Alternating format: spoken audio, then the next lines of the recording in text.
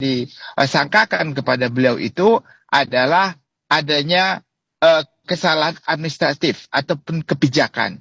Nah, kalau kita menganalisis secara benar ya, dalam konteks pasal 2 itu, kerugian negara itu yang diinginkan dalam pasal 2 itu bukan adalah onreh matekedat, bukan kesalahan maladministratif, bukan kesalahan kebijakan, dan bukan juga onreh mateh, kesalahan keperdataan, tetapi namanya Weatherly hate.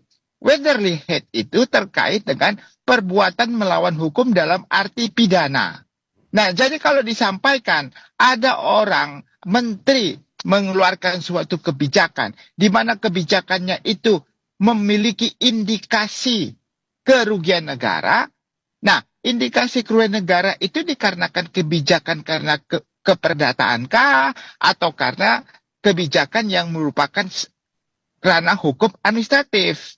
Nah, pasal 2 itu, kalau dia tidak menguntungkan diri sendiri atau orang lain, atau dia tidak mendapatkan keuntungan apapun, itu tidak masuk pidana. Apalagi kalau Tom Limbong. Kalau Tom Limbong, kalau dari penjelasannya itu, dia menyatakan ada kebijakan yang salah dalam pengimpor gula, sehingga negara rugi. Nah, kebijakan yang diambil pada saat itu harusnya dikorektif dengan kebijakan administratif pada saat itu.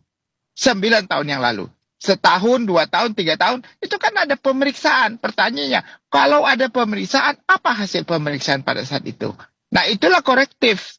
Bukan sekarang kebijakan itu dipidanakan. Jadi, saya terus terang, kalau orang menyangkut pasal 2 ini, suka salah.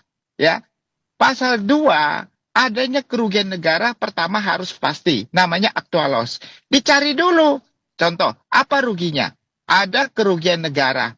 Kerugian negara itu sudah pasti. Yang periksa BPKP, lalu disahkan oleh BPK. Setelah itu, maka itu nyata kerugian negaranya, baru ditanya, kerugian negara ini disebabkan karena apa? Perbuatan melawan hukum pidana kah? Perbuatan melawan hukum perdata kah? Perbuatan melawan hukum dalam administratif. Oke, Kalau Bang Nasir, bukan pidana, nggak bisa begitu. Ya, pihak kuasa hukum Tom sudah mengatakan bahwa surat impor sudah sepengetahuan Menko dan atasannya. Ini bagaimana Kejagung akhirnya harus mengejar bukti soal ini?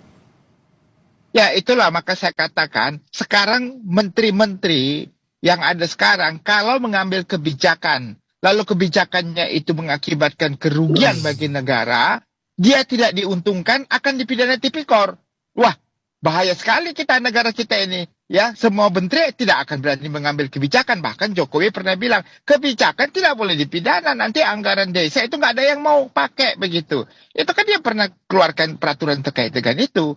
Makanya saya katakan sekali lagi, kebijakan itu sifatnya administratif. Ada sanksi-sanksi administratif.